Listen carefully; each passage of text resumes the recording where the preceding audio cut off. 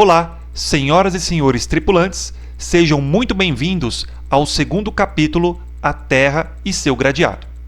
Antes de iniciarmos, peço a todos que deixem o seu like, ativem o sininho, compartilhem e se inscrevam no canal. Vamos verificar nesse segundo capítulo forma da Terra, polos, eixo imaginário, círculo máximo e menor, linha do Equador e paralelos, meridiano de Greenwich e meridianos, antimeridiano, latitude e longitude e colatitude. A forma da Terra. A navegação aérea, ela considera a Terra uma esfera perfeita, ou seja, não possui imperfeições na sua superfície terrestre. E por que ela considera dessa forma? Devido ao seu tamanho, a sua grandeza do globo terrestre, em relação à quantidade de imperfeições terrestres, ela será desprezível. Então a gente pode verificar no texto que ele diz que, com o tamanho da Terra em relação a um valor aproximado de imperfeições de 43 quilômetros, é praticamente desprezível.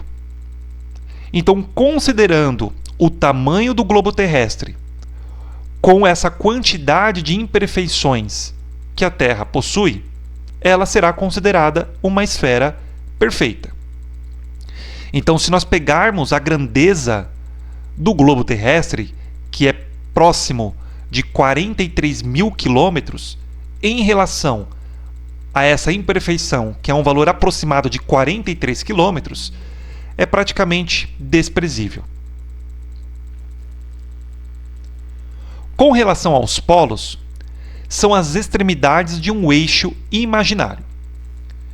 Então, visivelmente, a gente tem os polos verdadeiros ou polos geográficos. Então, quando nós falamos polo verdadeiro ou geográfico, significa que existe um ponto estipulado que ali é a extremidade norte e a extremidade sul. Então, consequentemente, nós teremos polo norte verdadeiro e polo sul verdadeiro, que é onde o eixo imaginário da Terra se encontra. Pode também existir o polo norte magnético e o polo sul magnético. Então, devido ao campo magnético terrestre, o polo norte verdadeiro e o polo sul verdadeiro vai possuir uma interferência magnética, deslocando esses polos devidamente a esse campo, surgindo o polo norte magnético e o polo sul magnético. Com relação ao eixo imaginário, então é uma linha imaginária que passa pelo centro da Terra no sentido dos polos, norte verdadeiro e sul verdadeiro, em torno da qual a Terra executa seu movimento de rotação da esquerda para a direita, ou pelos pontos cardeais, oeste para leste. Temos agora círculo máximo e círculo menor. Verificando na imagem, nós temos um plano considerado círculo máximo e outro plano considerado círculo menor. Então, como funciona? Então, numa esfera, quando o plano passa exatamente na metade dessa esfera, uma porção superior vai ser igual à porção inferior. Então, quando essa esfera ela for cortada em duas partes iguais, nós chamamos círculo máximo. No círculo menor, vai ser ao contrário. Então, um plano que corte uma parte da esfera aonde uma quantidade é maior em relação a outra quantidade, a outra parte, significa que, no círculo menor, é um plano que vai cortar a esfera em duas partes desiguais. Ou seja, uma parte não será igual à outra. Então, no círculo máximo ou círculo maior, vai ser formado por uma esfera onde o plano a divide em duas semiesferas iguais. No círculo menor, não vai ocorrer dessa forma, dividindo em duas partes desiguais. Com estes círculos máximos e menores, formaremos um sistema de gratícula na superfície terrestre, que facilitará a determinação dos dois elementos básicos, localizar e orientar. A partir daí, com círculos máximos e menores, surgem algumas linhas. Vamos dar nomes a essas linhas. Ou seja, linha do Equador e paralelos. Então, a linha do Equador ele vai ser responsável em dividir a esfera, ou seja, a Terra ou globo terrestre, em duas partes iguais. Então, a gente pode deduzir o seguinte, que a linha do Equador é um círculo máximo, pois a mesma quantidade superior, que vai ser o hemisfério norte, será igual à quantidade no hemisfério inferior, hemisfério sul. E na imagem a gente pode ver, a gente tem a linha do Equador representado como 0 grau, essa linha vermelha, e veja que a quantidade de graus até chegar no Polo Norte em relação ao Polo Sul vai ser igual. Então é um círculo máximo, 10, 20, 30, 40, 50 até 90 graus norte e 10, 20, 30, 40 e assim por diante até 90 graus sul. E nós temos as outras linhas que vão estar paralelamente à linha do Equador, que justamente o próprio nome, paralelos. Então nós temos paralelos norte até 90 graus e paralelo sul até 90 graus. Então a gente pode dizer o seguinte, se um plano passar em um desses paralelos, a quantidade superior será diferente da quantidade inferior. Então vamos olhar na imagem e verificar o seguinte. Se passar um plano que corte o paralelo 10 graus norte, a quantidade superior será menor que a quantidade inferior, porque abaixo desse paralelo 10 graus norte, nós teremos ainda a linha do Equador e depois teremos 10, 20, 30 e assim por diante, até 90 graus sul. Agora, na parte superior, teremos 20, 30, 40, 50 até 90 graus norte. Então, essa quantidade superior é menor que a inferior. Se escolhêssemos, por exemplo, um paralelo 50 graus norte, veja que dos 50 até 90 graus é praticamente 40 graus de diferença. E dos 50 graus norte até 90 graus sul, vai ter uma quantidade de graus muito maior. Então, a gente pode dizer o seguinte, que a linha do Equador é o único círculo máximo e os paralelos são círculos menores. Então, devemos concluir que formaremos infinitos paralelos, sendo que o Equador é o único paralelo que é um círculo máximo e todos os outros são círculos menores. Agora nós temos o meridiano de Greenwich e os meridianos. Então, o meridiano de Greenwich vai ser um meridiano de referência onde vai dividir os dois hemisférios. Leste, lado direito, e oeste, o lado esquerdo do meridiano. Lado oriental e lado ocidental. Mas veja que os meridianos e o meridiano de Greenwich, ele possui uma peculiaridade diferente dos paralelos e da linha do Equador. A linha do meridiano, as linhas dos meridianos, eles são concêntricas, ou seja, existe um limite para o meridiano de Greenwich e seus outros meridianos. Observando na imagem, veja que os meridianos e o meridiano de Greenwich, eles vão se encontrar na extremidade do globo. Então, o meridiano de Greenwich, que vai ser o meridiano 0 grau, ele vai encontrar no Polo Norte e no Polo Sul. O meridiano 001 grau leste, ele vai se encontrar no Polo Norte até o Polo Sul, e assim por diante, completando 180 graus para o lado direito e 180 graus para o lado esquerdo. Então isso precisa estar devidamente gravado para entendermos depois algumas continhas nos slides à frente. Então, no primeiro momento, esses meridianos, eles são concêntricos aos polos, todos os meridianos. E agora, os outros meridianos são semicírculos máximos. Então veja, verificamos nos slides anteriores que o círculo máximo ele vai cortar o plano em duas partes iguais, a esfera em duas partes iguais. E o círculo menor vai cortar a esfera em duas partes desiguais. Só que como os meridianos e o meridiano de Greenwich eles são concêntricos aos polos, eles se limitam aos polos, eles não são mais considerados círculos. Eles serão considerados semicírculos, ou seja, metade de um círculo. E todos eles serão círculos ou semicírculos máximos.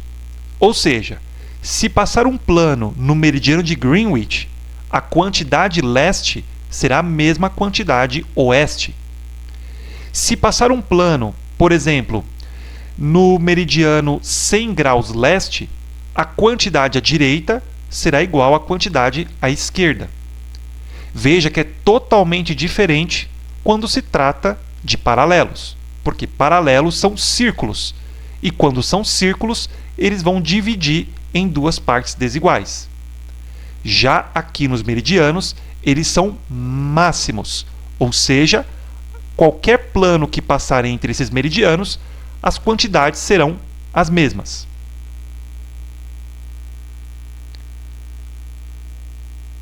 Com isso, veja que surgem nomes diferentes quando se trata dos meridianos, porque justamente os meridianos são semicírculos máximos limitados aos polos.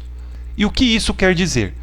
Um determinado meridiano, por ele ser concêntricos aos polos, se eu quiser dar uma volta completa nesse meridiano, eu vou ser limitado a esse polo e o meridiano oposto ele vai ter um hemisfério diferente, porque nós estamos agora do lado contrário do ponto de referência. Então veja na imagem ao lado, a gente tem ali o meridiano de Greenwich. Então se eu quiser dar uma volta completa no meridiano de Greenwich, eu vou me limitar até o Polo Norte e o lado oposto vai ser um outro meridiano. É como se houvesse um espelho. Então a imagem que eu estou vendo na minha frente, ela vai refletir o lado oposto. Então é praticamente assim, a frente é do meridiano e as costas do meridiano. Por isso que nós temos esses nomes. Então nós temos ali antimeridiano e o meridiano 180 graus. Então vamos pensar no primeiro momento o meridiano 180 graus. Então por que ele leva esse nome meridiano 180?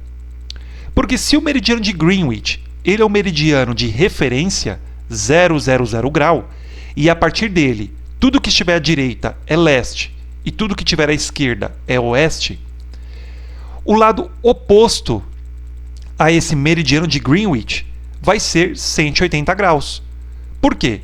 Se eu partir do meridiano de Greenwich e caminhar os 180 graus do meridiano leste, por exemplo, eu vou chegar no lado oposto do meridiano de Greenwich.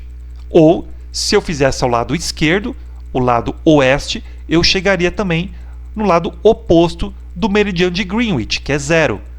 Logo, o antimeridiano do meridiano de Greenwich é o meridiano 180, ou o lado oposto ao meridiano de Greenwich é o meridiano 180.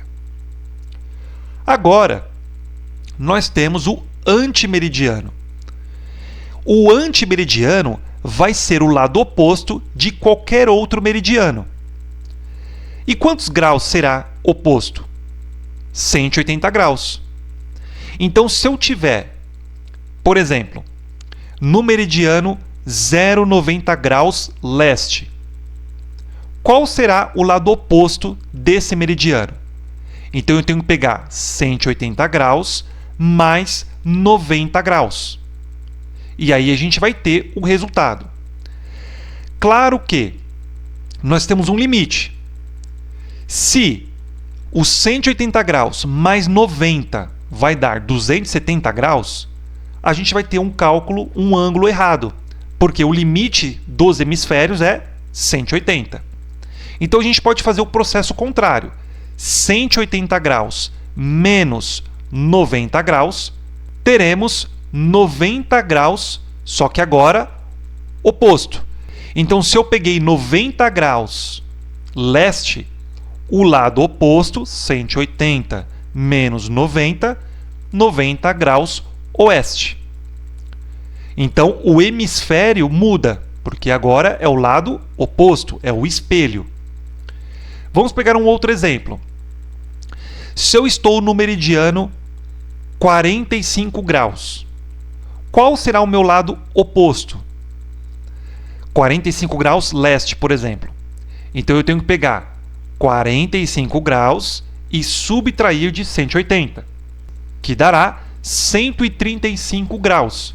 Então, se eu estou no meridiano 45 graus leste, o antimeridiano será 135 graus oeste. Então, é o lado oposto. Então, sempre faça essa conta. Quando se tratar de antimeridiano de qualquer meridiano que o exercício te entregar, o que você vai fazer? Você vai pegar os 180 graus e subtrair por aquele meridiano. E aí você vai encontrar o lado oposto. E nunca se esqueça de também identificar o hemisfério. Então, se o exercício te entregar hemisfério leste, o antimeridiano será o resultado oeste e vice-versa. Um outro ponto que precisa ficar também ligado é no seguinte: no meridiano de Greenwich, como a referência dele é 0 grau e o oposto desse meridiano é o meridiano 180, vai ser também definido no meridiano 180 a linha internacional de mudança de data. Então, no momento em que passar sobre essa linha, a data vai modificar. Então, veja, o lado esquerdo é o começo do domingo e o lado direito é o começo do sábado. Então, a gente vai verificar isso mais à frente, em fusos horários, que a luz solar ela vai ter uma interferência no globo. E isso vai modificar as datas, os dias, os horários. Mas no primeiro momento, a gente precisa entender somente que no meridiano 180 é aonde vai ocorrer a mudança de data internacional, a linha datum. Um outro ponto que precisa também levar em consideração é o cálculo. Então, na operação matemática comum, quando a gente faz uma subtração por um número menor em relação ao maior, a gente faz o seguinte: a gente pega emprestado no algarismo do lado, ou da casa ao lado, para a gente conseguir ter um número maior e aí sim fazer a subtração. Nas operações angulares, é proibido fazer isso, da mesma forma como acontece no tempo. Então, se eu tenho um ângulo em graus e eu preciso subtrair com outro ângulo que esteja em graus, minutos e segundos, eu tenho que pegar o ângulo que eu vou fazer a subtração, transformar em minutos e em segundos. Então, por exemplo, se eu tiver um meridiano 90 graus e 30 minutos leste, qual será o antimeridiano? Então, se trata sobre antimeridiano, eu tenho que subtrair por 180 graus. Logo, eu não posso pegar 180 graus e subtrair direto com 90 graus e 30 minutos na calculadora, porque eu vou ter um resultado errado. Logo, eu tenho que pegar esses 180 graus, pegar 1 grau desses 180 e transformar em minutos. E a equivalência vai ser da seguinte forma, a transformação. 1 grau representa 60 minutos e 1 minuto representa 60 segundos. É a mesma forma do tempo. 1 hora, 60 minutos, 1 minuto, 60 segundos. Então, nesse cálculo, como exemplo, como é que a gente vai transformar? Então, 180 graus, eu vou pegar 1 grau desses 180 e transformar em minutos. Logo, a minha conta ficará da seguinte forma: 179 graus e 60 minutos menos 90 graus e 30 minutos. Leste, por exemplo. E aí eu faço a minha subtração e o resultado vai ser o oposto, o oeste. Então, precisam ficar ligados nisso. Se tiver segundos, aí eu tenho que pegar 1 minuto emprestado do tempo em minutos e transformar em segundos. Então, no mesmo exemplo, 90 graus, 30 minutos e 30 segundos leste. Então, eu tenho que subtrair com 180. Então, eu tenho que pegar emprestado 1 grau desses 180, 179 graus, e foi para 60 minutos. Só que como eu tenho 30 segundos para subtrair, eu tenho que pegar ainda 1 minuto desses 60 para passar para segundos. Então, na conta ficará 179 graus, 59 minutos e 60 segundos, menos 0,90 graus, 30 minutos e 30 segundos. Então, veja que eu converti o ângulo para minutos e minutos para segundos para eu ter a operação angular correta. E aí sim eu consigo achar o meu resultado e lembrar que o hemisfério é oposto. Latitude e longitude. Então, o que é latitude? É o ângulo definido pelo arco de meridiano que parte da linha do Equador ao ponto considerado. As latitudes são expressas em graus, minutos e segundos, sendo de 00 grau até 90 graus norte ou 90 graus sul. E nós temos as longitudes. É um arco de Equador ou paralelo contado a partir do meridiano de Greenwich até o meridiano considerado. As longitudes são expressas em graus, minutos e segundos, sendo de 000 grau até 180 graus leste ou oeste. Bem, a gente sabe aqui o texto do que é latitude e o que é longitude, mas isso confunde um pouco. Então vamos observar na imagem. Então olhe, o que vai definir a latitude?